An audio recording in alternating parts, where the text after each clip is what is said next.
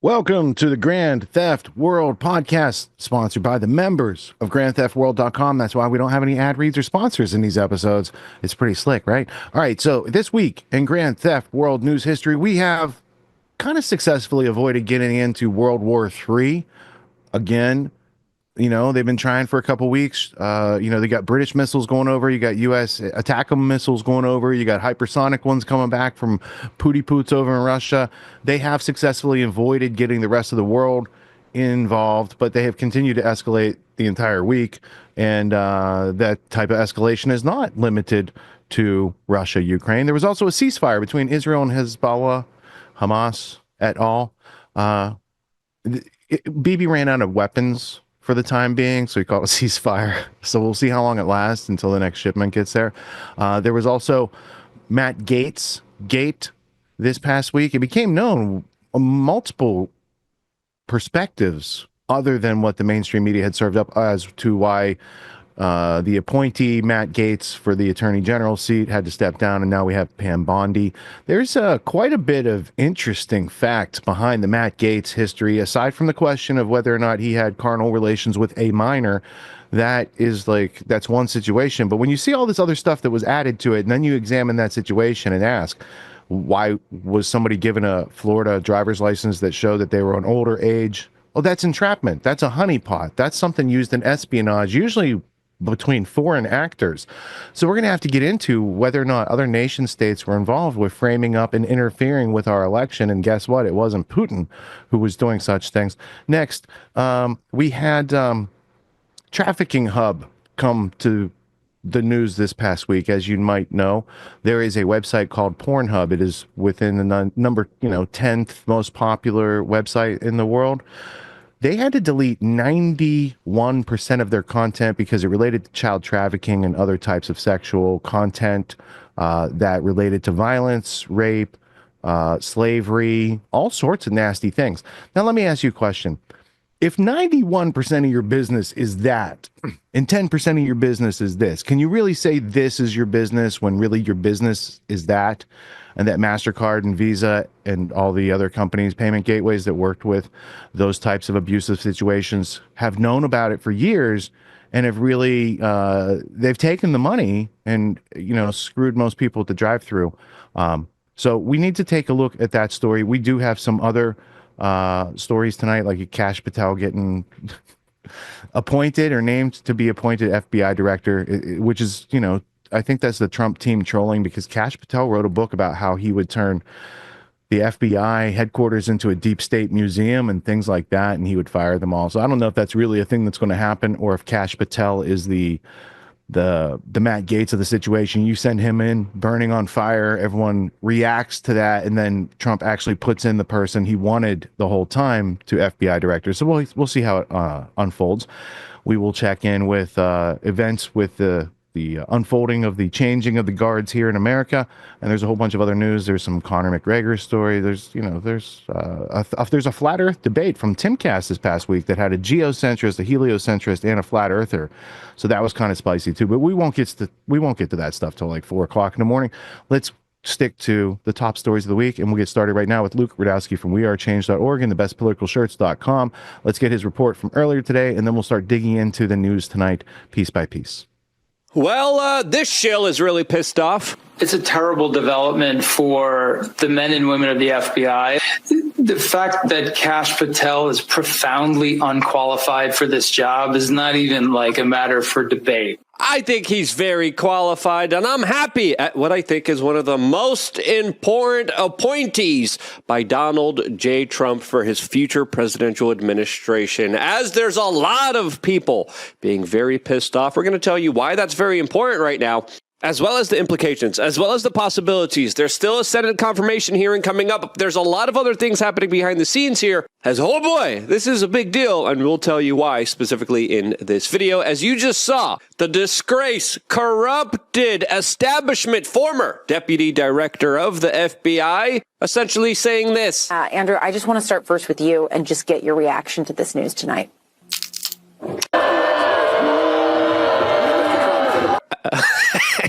A perfect representation done by Paulie Rican on social media. Go follow him As the memes do not stop there, highlighting a major recall to all the very corrupted, evil people in our society that, of course, will now be dealt with in a proper fashion. As a lot of people are saying that this is how the FBI headquarters will be looking in 2025. And for a lot of people, it hasn't synced in yet. But man, this is a major deal here. The memes are incredible, as even Elon Musk has officially declared that cancel culture has been canceled. Cancel culture that was pushed on by the federal authorities and intel agencies that, of course, were using it as their own form of political suppression of ideas that they hated and didn't like that really was against them and the corporate interests that they truly served. Sorry, a little tangent there.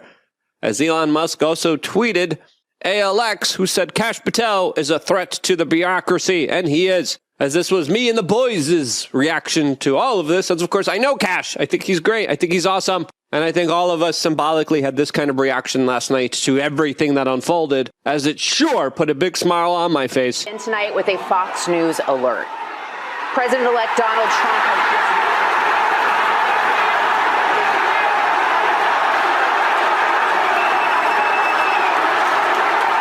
Let's go! As, of course, a major arm of the Stasi, a major arm of essentially the modern-day American KGB that goes after their political opponents. And if you look at what's been kind of happening to a lot of my friends, there's a reason I'm breathing with a sigh of relief here. Look at what happened to James O'Keefe that had his door broken down, devices captured, investigated, after deciding not to even run the Ashley Biden diary story. Look at what happened to Roger Stone, that literally had FBI agents, along with CNN, literally bust down his door in the middle of the morning. Look what happened to Steve Bannon. Look what happened to Alex Jones. Look what's really going on here. And you see a perspective of the main battering ram of the establishment now finally being put in check, which means if Kash Patel is going to get Senate approval and is going to become the new FBI director, there's one less thing we have to worry about as independent media and political voices in this country, and that is the political prosecution of us because of our political ideas. That right there is a major burden off of all of our shoulders, as that's not the only big implication here. As Kash Patel is extremely based, is extremely smart, and extremely capable for the job, as he was Trump's former director of intelligence. As he announced on Truth Social, this is from Donald Trump himself, quote, "I am proud to announce that Kash Patel will serve as the next director of the Federal Bureau of Investigations. Kash is a brilliant lawyer, investigator, and America First fighter. He's the guy that, by the way, broke the whole Russian collusion story. And if it wasn't for him, all of the lies surrounding that major lie would have never came out to the general public. He truly is an America First kind of exposer of a lot of the deep state dirty tricks. He has experience in exposing it, and he puts his money where his mouth is. He is, again, the most brilliant, most capable, best pick for this particular job, as there is still some questions as if he would be potentially not appointed to this position, which made me and a lot of other independent media figures tweet about this furiously. And it looks like the Donald Trump campaign that is paying attention to what people are saying online did see that, along with a lot of other individuals that were screaming about this for the past few days, and actually listened to the constituents, listened to the people that overwhelmingly retweeted, voted, hearted, and said, yeah, I'm with you guys here. We want to see this guy in this particular position. And that right there highlights how it's not the special interests kind of deciding who's going to be in Donald Trump's administration, even though there's some other sketchy picks that we'll talk about in a little bit. But with this particular choice, it is clearly a voice of the American people. As Trump goes on saying, he's an America First fighter who has spent his career exposing corruption, defending justice, and protecting the American people. He played a pivotal role in uncovering the Russia hoax, standing as an advocate for truth, accountability, and the Constitution. Kash did an incredible job during my first term, where he served as Chief of Staff as the Department of Defense, Deputy Director of National Intelligence, and Senior Director for Counterterrorism at the National Security Council. Kash has also tried over 60 jury trials. The FBI will end the growing crime epidemic in America, dismantle the migrant criminal gangs, and stop the evil scourge of human and drug trafficking across the border. Kash will work under our great Attorney General, Pam Bondi, to bring back fidelity, bravery, and integrity to the FBI. as Elon Musk tweeted based. As Mike Benz said, it's legal to say based again without ending up on an FBI database. As the FBI predominantly was going after a lot of right-wingers, a lot of pro-lifers, a lot of people who literally said the word based and connected it with red pill and extremism. As it's fair to say here that the DOJ was a little politically skewed for the last few years, as they used and abused their positions of power to go after people because of their larger political ideology. As the last FBI director here clearly highlighted his bias in a very unprofessional way, as he clearly campaigned for Biden-Harris. He talked about electing more women. As the FBI literally took a knee in support of Black Lives Matter, a larger political movement and ideology that was also responsible for, 36 plus deaths and the burning down of a lot of middle America. As now people are saying Kash Patel isn't professional enough to run the FBI. Are you kidding me?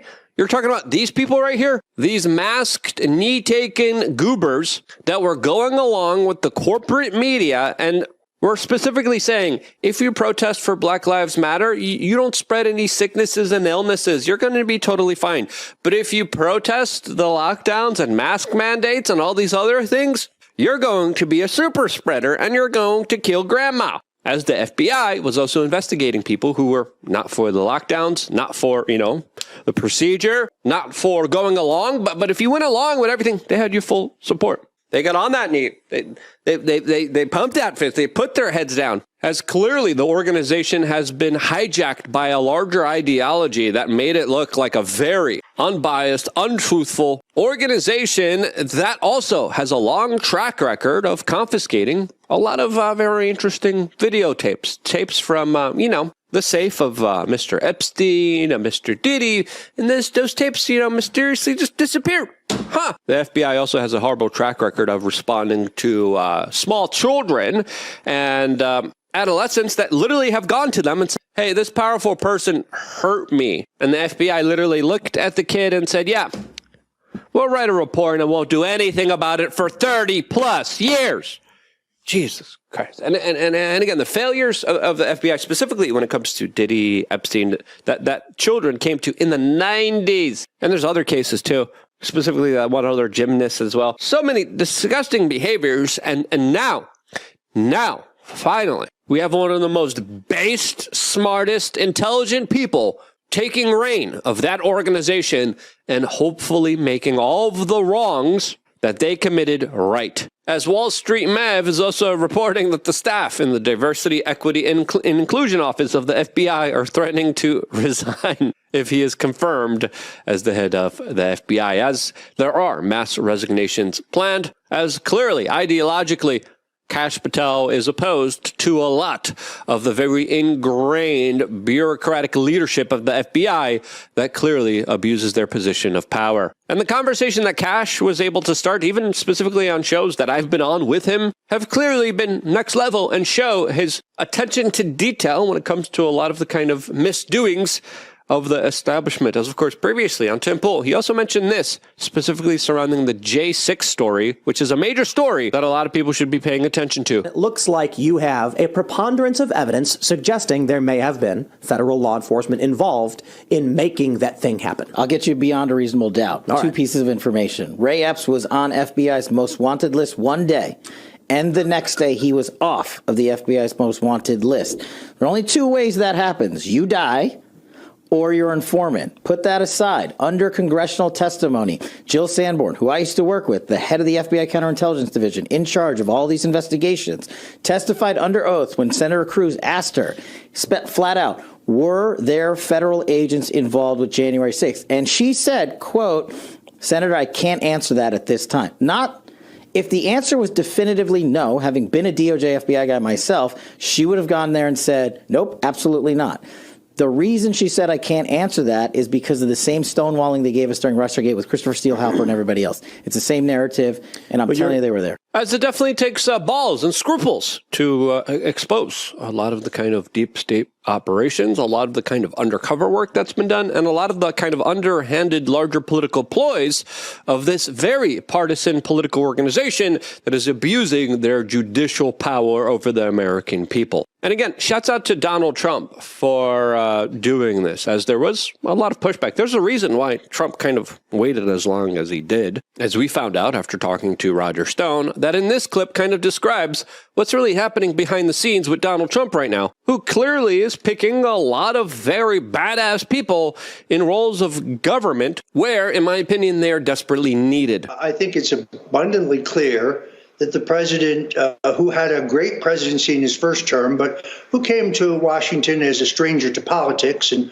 I think initially thought, well, the Republicans are my team, the Democrats are the other team, but was undermined by a number of Republicans, is not going to make any of the errors that he made in his first term. Now, he still gave us the most robust economy in our history. We built our military strength, kept us out of war.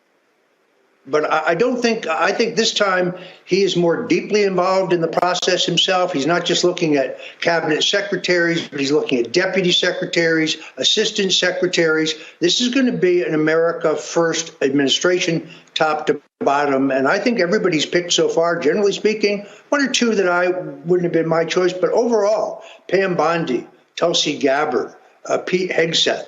These people are first rate, and they understand that it is the Trump agenda, the America First agenda that they are to carry out, not their own agenda. And let's be honest here, when you compare this administration of Donald Trump to the 2016 administration, this one is a lot more impressive. This one is a lot more anti-establishment, is a lot more willing to shake things up, as it definitely does seem like Donald Trump did learn a lot of his lessons from the past 8 years. And again, some of the picks I'm not happy about. We'll go over some of the latest ones that I'm not really happy about. But when you have some of the most capable, intelligent people that know where the skeletons are buried, that right there is absolutely amazing. And every time I had an opportunity with Cash to speak about those things, I made sure to take full advantage of it. As this is what he had to say when I had a conversation with him. The point is, people now know that a lot of times the U.S. government has lied to them, and has done stuff for their self-interest over the American citizens.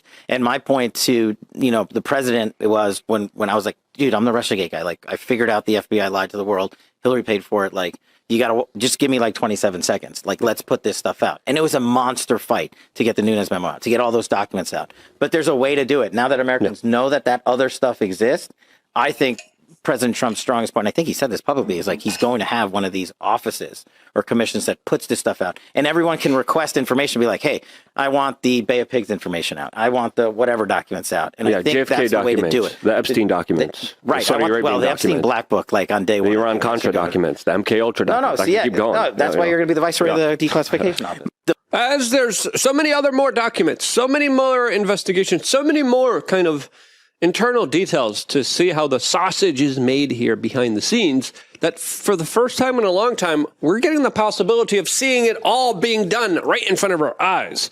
And I think when the American people see that, it will be not just game-changing, but absolutely revolutionary. And I don't know about you, but with the way that things are shaping up, the way that things are moving, I could see why there's so many desperate kind of attempts and actions to spark off literal frickin' global conflicts in order to prevent this from happening. Now, again, nothing is kind of assured here. The memes are incredible, and they're pretty great here.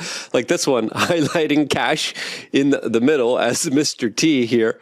We got Tulsi Gabbard in there, RFK, Elon, Trump as well. But we got to understand here, there's going to be a lot of people that are not going to be happy with this, and they're going to be doing everything in their power to prevent it. As Sky News reports that the deep state corruption in the sight of Trump's FBI director pick Kash Patel, and the deep state doesn't like to be exposed. As in Germany, Spiegel are calling him an ultra right-wing conspiracy theorist, as the slander has already begun, showing their desperate attempts from hijacked media organizations that also have extensive ties to the U.S. intelligentsia that usually write the script for them to regurgitate to the public there. I'm looking at you, Uday Ufkaft, famous German journalist that no longer is with us that literally described how the CIA would write stories for him that he would just put his name on. As Fox News, I think, has a pretty clear title here, talking about how Kash Patel's nomination sparks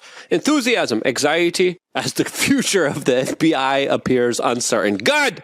Absolutely good! They deserve to be held accountable. They deserve to be uncertain about their future, since their past is riddled with controversies, skeletons, and the abuse of their power against the American people. And Kash, again, he's been hitting the nail on the head for a very long time, as of course, this is what he also said on a previous podcast after discussing, the release of the Epstein files as well. FBI has come out of its intel shops. I'd break that component out of it. I'd shut down the FBI Hoover building on day one and reopening the next day as a museum of the deep state. And I'd take the 7,000 employees that work in that building and send them across America to chase down criminals. Go be cops. You're cops. Go be cops. Go chase down murderers and drug dealers and violent offenders. What do you need 7,000 people there for? Same thing with DOJ. What are all these people doing here? Looking for their next government promotion, looking for their next fancy government title, looking for their parachute out of government. So while you're bringing in the right people, you also have to shrink government. Damn right! As of course, how that right there is music to my ears, and should be music to everyone else's ears as well that's been sick of all the larger government abuse out there. And the FBI... Speaking of cleaning up the FBI, what you want to do is probably reduce their caseload, because they got hard work over there that they're doing. And, as we all know, current president, former vice president, Joe Biden, on May 31st, 2024, famously said, "No one is above the law." And that's a fact. That's a fact. That's a fact until today. Statement from President Joe Biden. "Today, I signed a pardon for my son, Hunter." And that's courtesy of Scott and LD in this chat over here. Yeah. I was not aware of these things. Scott, where did you first hear about Joe Biden? It just popped up on my feed, dude. You know what it was, dude? I was scrolling through Twitter or X or whatever, like just while, I was listening to the intro there. And some thing popped across my feed. It was a horrific picture of Hunter Biden engaging in some horrific sexual act that I'm like, I don't want to see this. I don't know how to make it not show up in my phone. In fact, I've instituted community guidelines in my little Telegram channel that said, 1, you are not allowed to post any pictures of naked children because you're enraged about the trans kid thing. No pictures of kids and no pictures of Hunter Biden doing any of this. So I've actually instituted community guidelines in my Telegram group. I said, what is allowed is hate speech, racist jokes, yes, all that stuff, but none of that. I mean, it's a tongue-in-cheek joke, right? Obviously. Well, you say that because there's no such thing as hate speech. Exactly. It's who's defining people who hate truth? Exactly. So it's a joke, but it's but anyway. So I just saw that on my feed. And I'm like, why is this fucking on my feed, dude? I was kind of enraged because it was anyway. I'm not trying to expose myself to that type of stuff. And so Anyways, I'm kind of flummoxed right now. But anyway, so that led to then finding out about the fact that I guess Hunter just got pardoned. And the White House just released a statement about 2 hours ago that Joe has, yes, in fact, pardoned his son. So there you go. I'm a little fascinated because, let's go to the page. Let's Control Plus, so it's a little bigger for you guys. Because what my question is what's he getting pardoned from? I didn't think he did anything. So this is highly unusual. He has a plea deal, 5.5 years sober. Well, that's good for him. Here's the truth. I believe in the justice system, but as I wrestled with this, I also believe raw politics has infected this process, and it led to a miscarriage of justice. Oh, just for Hunter, though, right? That didn't happen to January 6th people, right? That didn't happen to any number of Americans who lost their businesses during COVID, right? You didn't do this to a former president, but you want to pardon your son. And once I made this decision on the weekend, there was no sense in delaying it further. I hope Americans will understand why a father and a president would come to this decision. We do. We do understand it. And we understand why the FBI covered up his laptop so that you could allegedly win the election in 2020. We understand all that. We also understand your power realm is coming to an end. Not just your family. Your deep state roots and all those people that you've been letting get in here do un-American activities, like lock up other Americans for having a different political opinion, like crushing other Americans because they had a different political opinion. When I was growing up, no such things ever happened anywhere in the country on my radar. If they happened, it was a very small, limited type thing that not even today most people would know about. But this is everybody noticed it. Everybody noticed it since 2016. Everybody noticed that the social media networks, that the censorship on the internet searches, from the top down. You don't want people to believe in organized conspiracies, yet you all got together behind closed doors and adjudicated against Alex Jones like that because he called Oliver Darcy a rat-faced whatever that day in the halls of Congress. So you guys can conspire, and then you gaslight us and say, no, we don't. You get together at Bilderberg, and then you have the media say, no, it's a conspiracy theory. You can't put the cats back in the bag, bro. You guys, you're done. Your typecasting of our future is over. This book, by the way, is Gatto's. I was just reading through it. It's got all his notes and observations in it. This is all about eugenics, how they used imagery and people's ideas against us to divide and conquer us, right? So, yeah, I think there was a time in human history where those things went on, and then you gave us a little too much technology while you were trying to surveil the hell out of us.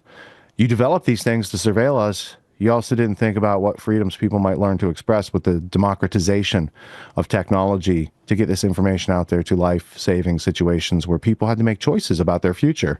And now they're no longer choosing the Stockholm Syndrome option. Yep.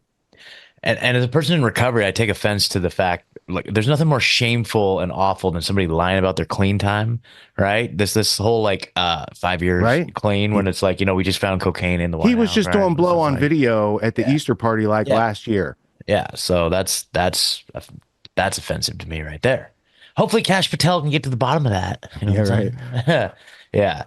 And I will also say on a side note, just to finish that other thought, it's like you're not fighting the deep state. You're not helping everybody by like sharing images of like half naked children to fight all the transgender nonsense. You're not fighting the deep state. This particular photo, I was like, it was like I guess it was a fake Kim.com account, because I went to go unfollow him, but I don't see that photo on his account. So I don't know what it was, but it was a Kim.com like lookalike account that shared like literally a photo that looked like him like engaging in something with like a child or something. Like that's what they call it. That's like not internet. How you don't fight the deep state by posting that shit, dude. It's like a type of defamation when they take that content and associate your character, your name, your handle, any of that type of stuff, because you thought it came from Kim.com so much that you went to unsubscribe from him, and then you're like, oh, I got gaslit right there. Somebody else is. So maybe Kim.com is someone you want to subscribe to and not unsubscribe to because he has haters enough to frame him up like that. He must be doing something good.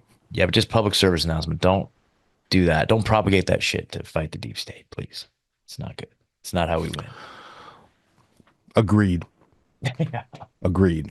We, because otherwise, if you collect or share porn like that, then you're competing with Walt Disney, who was the world's largest porn collector. So exactly, and he was also a Nazi.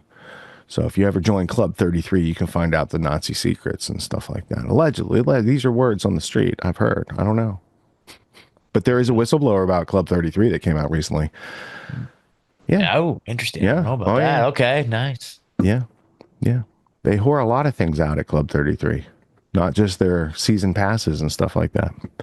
So allegedly, these are things from the reports in the past week. But we do have heavier stories. We don't need to cover Walt Disney as a Nazi type themes, though there's a lot of history to those types of views and perspectives. Eugenics too. It was very acceptable back in the time, you might say. If you were an apologist for Walt Disney, it was a very acceptable thing back then to support such ideas. Today, though, Disney's a big company, right? I don't know that should still be going on. This is, unless their foundation has changed somehow. But maybe it has. I don't know. Maybe the globalists are nice people and they want the best for your kids. I don't know. We'll have to wait and see. We can't get to those stories yet. Go ahead, Scott. I was just gonna say, but I think that they kind of like in their mind. I mean, that's whole like the whole ethos of the eugenics movement is that in their mind they think they know best, and therefore they need to exercise their will on all of the cattle that aren't The able to think for Fabian themselves. socialists, You know, that's yes, just the yes. whole ethos of it. Like in their mind, they're doing the right thing. They're doing what needs to be done, right? They And if are. hundreds of millions of billions of people need to die, then that's just what needs to happen because they know best. I mean, that's the whole mentality that we're dealing with here. They just didn't know. People didn't know those ideas were being discussed. Otherwise, there would have been some people who clung to ideas of 2x4s with nails in them and stuff like that, and then they would have come to an equilibrium at some point. But that was never adjudicated because they hid in the background because they're a bunch of cowards who came in and sabotaged our culture and made a whole bunch of things that were bad enough. They made them worse instead of better, which is what you call an invalid ethic, which is also their MO. They are better than everyone else, so therefore they have to go help those poor people in Africa. They can't figure it out for themselves, just like Democrats say that their people can't find their way to the DMV, which is disingenuous to anybody who's a person of color, because they know how to get to the DMV. They know how to read. They're just like us. They're just like us, only they were born in a different place with a different skin color. Oh my goodness. Should we still be fighting about these things today? I thought Martin Luther King, if he did anything, it was the character and content of a person's character, not the skin color type of gradation that we had made into civilization at that point. And then they go and try to reverse all this stuff. We'll see how it all works out. I'd like to put an artifact on the record here. That's not to get too sidetracked here. I just put it in the chat, but this is something I first saw. I don't know if you've seen this before. It's fascinating. It kind of put up on screen. Takes a glimpse into the just the compulsory moral bio enhancement. Should be covert. So basically, I first saw this from Ryan from T-Lab. He shows this a lot, and it really just is a glimpse into their mentality, where it's like they feel like they've figured out that that moral bioenhancement ought to be compulsory. So there should be forced, like our bioenhancement should be forced. Like they figured out what is best for the humans, all of the humans. So that should be forced. And therefore, if they've decided that it needs to be forced, then it should be done covertly. So it should be rolled out to the public without the public even knowing. So they've made the decision that not only does it need to be done. You don't need to trouble yourself with such ideas. You don't need to know. Yeah. So there's just a short little blurb. It's an abstract. This guy, Parker Crutchfield, but this is just emblematic of their whole mentality, really. Well, it's really fascinating. Here's what you did, man. You put this article on my radar. I really enjoyed. Lisa and I were watching Burmis with Ryan from The Last American Vagabond yesterday, and Lisa said to me, because like Jason said it in a way that she got it, and she's like, "Wait, T-Lab is The Last American Vagabond?" I was like, "Yeah." She's like, "I always thought it was T-Lab." She's like, "And I never got like what it was all about." I was like, "Oh, it just clicked for you, didn't it?" All right. So this article that is put on the radar, thank you, Ryan. It should click for people, because if we just go back to the random book that I had on my desk that had no relation to this, because I didn't know Scott was going to bring up that article, and we do something like this, and we zoom out so we can see it like that. And then we flip to a part like, first off, let me just show you how Gatto rolls. So he's got this book. He's circling stuff from the get-go. He's got all these liner. That's so places highlighted with notes and going through the history. And, so I was catching up with it. And then you get to this part back here. Morons in our midst. Oh, this is the second eugenics conference. This is the statue that greeted people as they came in. This one right here. And then these were propaganda posters, and this is where the cover comes from. But if we go back here in the book, like page 266, capacity, zeal, vigor were outstanding among men of such lineage. So they're talking about eugenics and preserving the desired traits of people. And this kind of goes back to that attitude that Scott was just referring to, where they think they're better than you. Let's go past Galton letter. There was an interesting part in here. By 1883, so he writes eugenics at the top, right? So I was like, oh, I want to read this page. And then a couple pages in, he writes Fabians. So he finds out who's doing it. And I'm like, oh, these are stories that are familiar to people in my audience. So by 1883, in a book entitled Inquiries into Human Faculty and Its Development, the ultimate objective of Galton's data gathering began to become clear. Human breeding could be systematically managed to ensure the improvement of the British race, as well as other civilized people under the British race. In the book, Galton coined a new word, eugenics, to describe the application of scientific knowledge to stem the tide of racial deterioration and bring about the perfection of the bloodline. Isn't that what Hitler wanted to do? I'm asking for a friend because these are dangerous questions sometimes. Let's go a little bit further.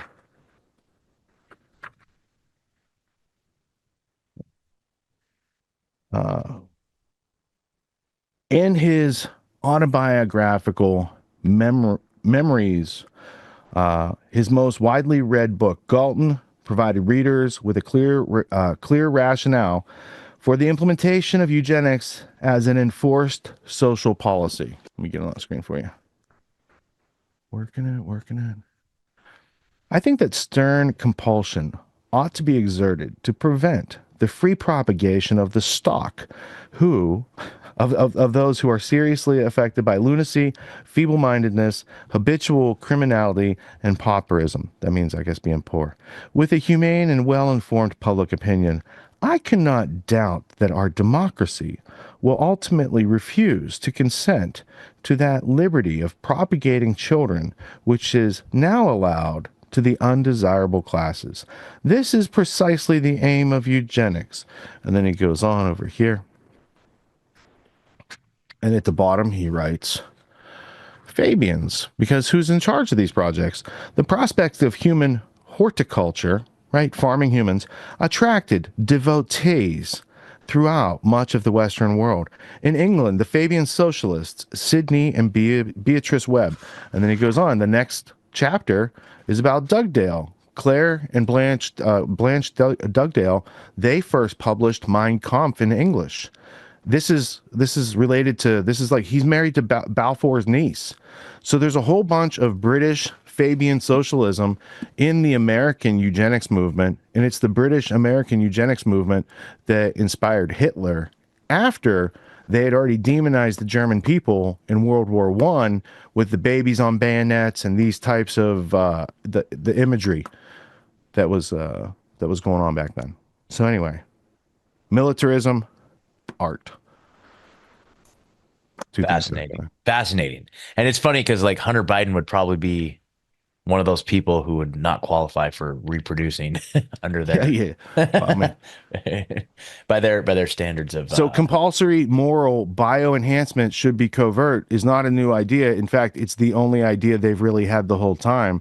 So congratulations to Parker Crutchfield for stating the obvious. Yeah.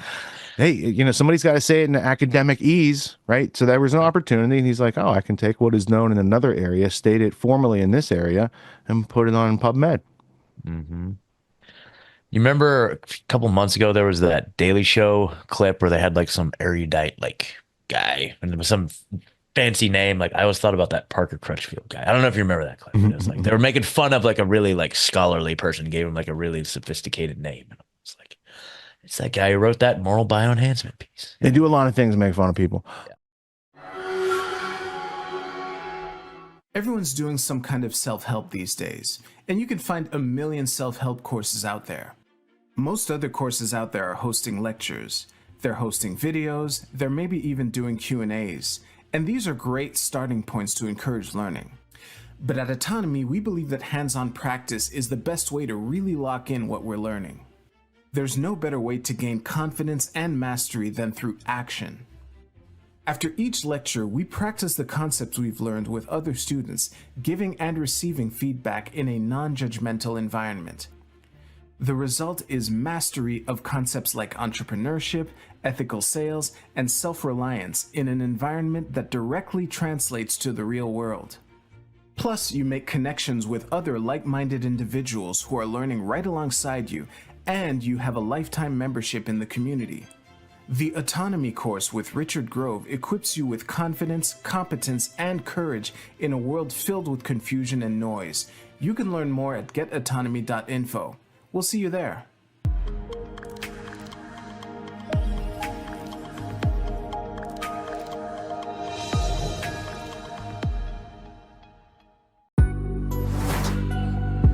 What makes the Grand Theft World podcast unique, invigorating, exciting, and informative? Most other podcasts out there are either doing straight up interviews or they're just covering the daily news. They're covering current events from the day they happen. And that is effective. It's useful. It's a great starting point. And then sometimes these current events change during the week past the first story. So we like to give it a little time. You have to wait till some of the dust settles on these stories in order to give them accurate coverage. And the other thing that's really missing in the media landscape is covering the articles that are coming out every day. That's great. That's necessary. But who's bringing in contextual history so that you can understand what has been going on for decades and decades to lead up to the machinations and actions that we see unfolding today? So what we do here on the podcast is we cover current events. Many of these things are censored, but we wait about a week. As a forensic historian, I focused mainly through my career on the history of globalism and collectivism and things that they call maybe the New World Order.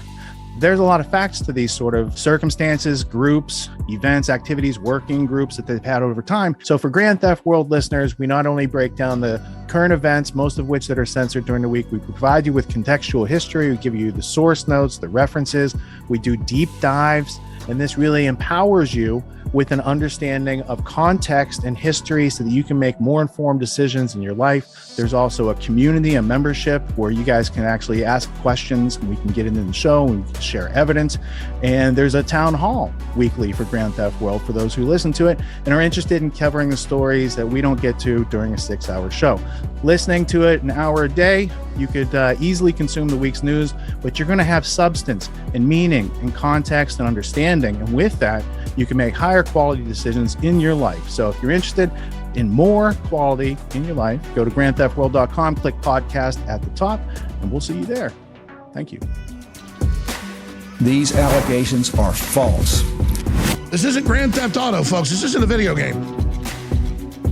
What are the most surprising things that you discovered once you started pulling on that thread? Who he was connected to, what institutions he was influential over, what events he participated in? Come on, man. What are we talking about? Come on, man. No. You don't have to think about it, dude. I got this quote because you said you didn't know much about Klaus Schwab. I made it my job to, as soon as this happened, I'm like, okay, this guy's their front man. Let me learn about the official history of the World Economic Forum. I got their 40-year history. I got every book that Klaus Schwab has written or ghostwritten. I went through those books. This is one of the most interesting passages. Come on, man. Come on.